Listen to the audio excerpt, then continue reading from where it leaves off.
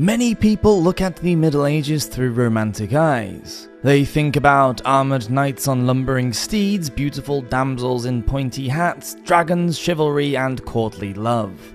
Nothing could be further from the truth. For most people, the Middle Ages were dirty, difficult, and really quite dangerous. Let's find out now why it was unlikely that you could stay alive and prosper, and why you were likely to die quite quickly during that time. Welcome to Medieval Madness.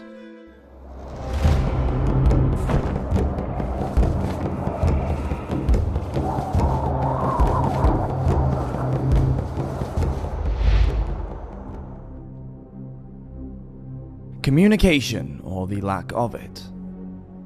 Let's just suppose you suddenly arrived in medieval England, that there was some sort of time slip and now you were stranded in the middle of the 14th century. The first thing you would realize is that you wouldn't understand a damn thing anybody was saying.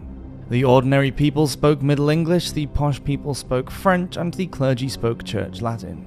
Speaking only modern English, you might be able to understand the odd word, but an intelligible conversation with anybody is impossible at this point. A woman's worth. So now supposing you had picked up a little bit of the language, but you were unlucky enough to be a woman, then you would know all about hardship. Because of the importance placed on biblical text, medieval women were usually regarded as morally weak, meaning they were oppressed and treated as subservient. In particular, the writings of St. Paul highlighted men's authority over women and their need to stay silent in church and under the control of their husbands. For the peasant woman, work was gendered and she was responsible for the household chores. Not only spinning, brewing, cooking, weaving, and taking care of livestock and children, but also sharing the labour of the farm and fieldwork with the men. Women were expected to marry or become a nun. It is the first option that awaited the majority of women. Marriage meant pregnancy, and that meant childbirth. There was no modern pain relief or sterile hospital setting. Complications that we now consider to be inconsequential could prove fatal for the medieval mother and child. Having money and status didn't guarantee a safe birth, and a caesarean section was only performed if the mother was dying or already dead. In 1420s Florence, for example, 1 in 5 women died during labour. Death during childbirth was so prevalent that women were urged to write out a last will and testament long before giving birth, which kind of takes the shine off what should have been a joyous event. Early life, early death. Today we consider the death of a child to be rare or unexpected, but if you were born in the Middle Ages you would be lucky to make it even past your 5th birthday, as the child mortality rate was so high, and 1/3 of children died before that age in medieval England. And the dangers would start whilst you were still in the womb. Unaware of the risks of alcohol-fetal syndrome, medieval women would have been blissfully knocking back huge quantities of ale or wine, or both throughout their pregnancies. And don't get me started on their nutrition. The death of a child is one of the most awful tragedies that anyone can imagine. In medieval Europe, the mortality rate was thought to lie somewhere between 20 to 30% dying under the age of 7, depending on the year. That's children dying from incidents during birth, accidents, or because of war or famine and disease. Deadly illnesses included whooping cough, measles, influenza, and stomach infections, sicknesses that can easily be treated today. And the grief was the same for parents living thousands of miles away. In medieval Japan, 48% of the population died as children. 48% is practically 1 in every 2 children dying. Who are you calling a peasant? The problem with living in the Middle Ages was that 85% of the population were serfs, so you would have been more likely to be part of that group than not. Tied to the lord and his land, not only would you have to grow food to sustain yourself and your family, but you would also have to make sure that there was enough to pay the lord his due too. You couldn't leave the land without your lord's permission or even get married. You may as well have been a slave. You would have been always reliant on the weather. Too much rain or not enough could be a catastrophe and cause the failure of crops, which led to malnutrition and, in the worst cases, starvation. Malnutrition meant a weakened immune system, and that led to an upturn in diseases like dysentery, typhus, and smallpox. Food, when it was available, consisted of coarse bread made with barley, oats, rye or millet, and a thin stew known as pottage. Medieval Europe was teeming with wild game like rabbit, hare, deer and boar, but these were for the nobility to hunt, not for the lower classes, and the penalty for poaching was usually pretty harsh. Clothing wasn't the comfiest, being made from itchy wool. Houses weren't exactly palatial either. Most had just one room or two rooms with no chimney and perhaps one or two small windows. They were dark, smoky, smelly and unsanitary because they were often shared with animals, especially in the winter when conditions outdoors were harsh. With no central heating, lighting or running water, is it any wonder that medieval lives were so short? The average life expectancy for most men in the 140 years between 1330 and 1479 was just 24 years. Women came out better with an average of 33 years, but still not great. The justice system. Medieval crime and their punishments were really different from today as well, because the church controlled just about every aspect of life, from what you wore to what you could eat and when. So no nipping out to McDonald's in your long pointy shoes on a Sunday morning for your McMuffin breakfast. If you were the victim of a crime, there were no police, you just had to scream loudly to raise a hue and a cry and hope for the best. For serious crimes, death was the punishment, and these didn't just include murder or treason. Forgery, arson, receiving stolen goods, robbery and burglary were all punishable by hanging. In fact, stealing anything worth over 12 pence, the equivalent of about 3 weeks' wages, meant a trip to the gibbet. Early in the period, trial by ordeal was a thing. Here, the guilt or innocence of the accused was determined by subjecting the suspect to a painful and often deadly experience, such as walking over red-hot coals or plunging your hand into boiling water or oil. If you were innocent, God would perform a miracle and save you.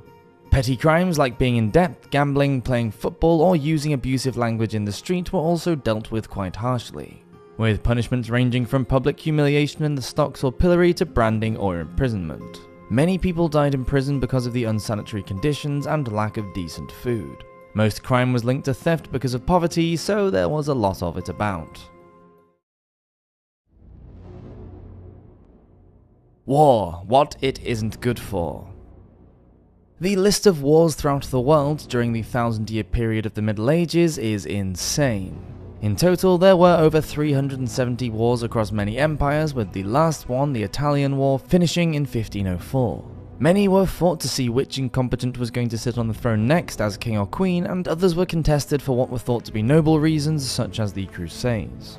But then, as it is today, it was the common people who were left to pay the ultimate price. As a serf, and because of the European feudal system, if you lived in the kingdom of one of two rich people who wanted to have a go at each other, then you would be obligated to fight. Peasants had to supply military service to their liege lord on a regular basis. Men were only sent away for short periods of time, so if you were lucky enough not to die in the first 40 days, you could return home. This was because if everyone went off to war at the same time, then there would be no one to take care of the nobles. No labor meant no crops and no money for all the wealthy people to spend on silly wars. The result was a medieval military that was for the most part disorganized, resulting in a lot of dead people. And the noblemen didn't evade death either. Around 30% of them died in one skirmish or another. As for the commoners, no one really knows the victim numbers. They were thought to be so insignificant that nobody ever kept a tally. We can only estimate the casualties from medieval wars, both soldiers and the innocent bystanders caught up in the conflict. During the First Crusade at the Siege of Jerusalem, 90,000 people died.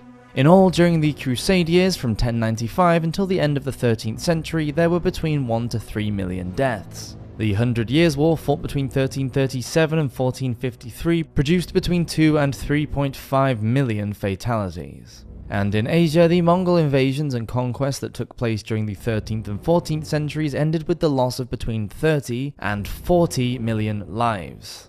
It really wasn't a good time to be a soldier or a peasant. Poison. Let's suppose that you happen to be rich during the Middle Ages and able to afford the finer things in life. Would that have made your chances of survival better? You would definitely have eaten better than the peasants with their bread and pottage.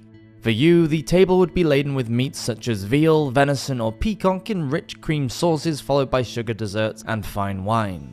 You would eat your gourmet food from beautifully glazed plates and drink from delicately decorated cups. The problem was that the glazing was made from lead oxide. Yes, it looked lovely and it was practical for cleaning, making it very popular among those who were privileged enough to be able to afford it. But when salty or acidic food was served on glazed plates or kept in glazed pots, it caused the coating to dissolve and the lead was absorbed into the food. Lead is a poisonous heavy metal which collects in the human body over time. Acute poisoning can attack the nervous system and cause headaches, abdominal pain, and infertility. Chronic poisoning may lead to seizures, coma, and death. Because children are still growing, the effects on them can be devastating and affect their ability to learn. Medieval skeletons from cemeteries in more affluent urban areas of Germany and Denmark have shown that people had lead levels well above normal.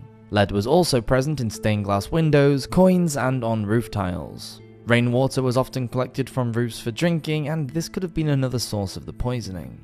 Bread was the main food staple for the medievals. Often the rye used to make bread would become infected with a fungus called Claviceps purpurea. This caused an infection in humans which was called St. Anthony's fire. There were many outbreaks throughout the Middle Ages which caused tens of thousands of people to die and millions more to become sick. What we now know as ergot poisoning caused hallucinations, muscle cramps, nausea, insomnia, and sores. In extreme cases, when left untreated, the blood flow to an infected person's hands and feet is restricted, causing burning pains. Gangrene can set in and fingers, toes, hands, and feet can turn black and drop off. Some historians believe it is ergot poisoning that is responsible for some of the dancing epidemics that occurred between the 14th and 17th centuries. These epidemics involved groups of people, sometimes thousands at a time, dancing erratically in the streets until they collapsed from exhaustion and/or injury. Thank you for watching this episode of Medieval Madness. Please subscribe if you enjoy these videos, and I'll see you next week for another one. Have a great week. Cheers!